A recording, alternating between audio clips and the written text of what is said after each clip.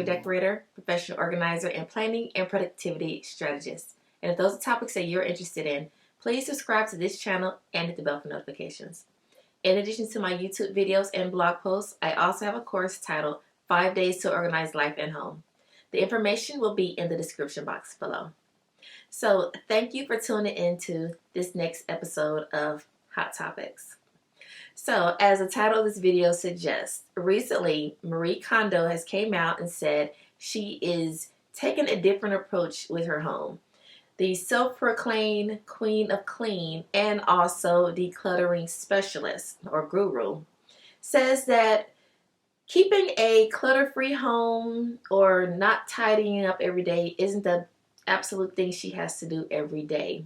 She's taken a different approach, and she said now since she has 3 kids, she's not concerned about keeping her home perfectly and tidy at all times. So a lot of people are actually wondering, like, what does this mean? When she came forth with her movies or her Netflix specials and her books, and she was telling everyone to, tidy up.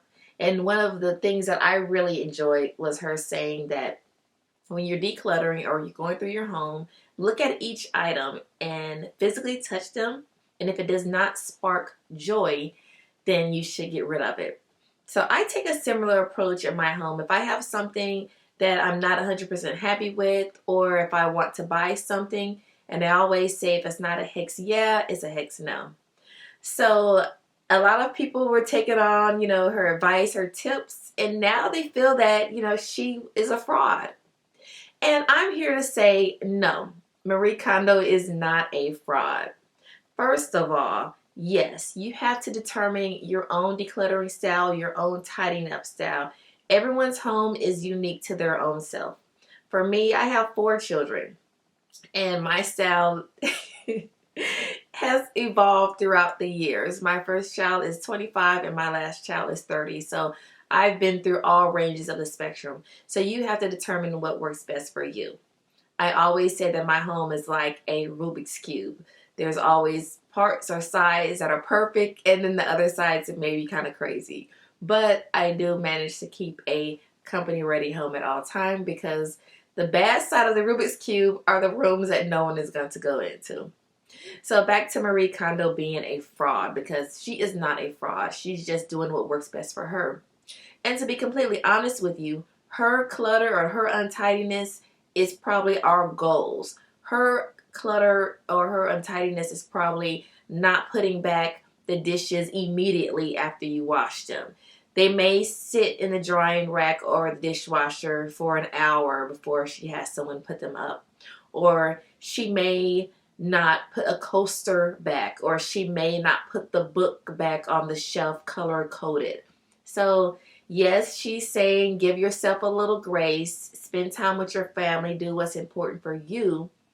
But she's not saying that she completely have given up on being clean and organized. I'm sure her home does not look like a home from hoarders or for some of those extreme clean homes. So when she made her announcement, a lot of people were actually kind of happy, in a good way and a bad way. Some people were like, well, if Marie Kondo can't keep a tidy home, then the rest of us sure can't.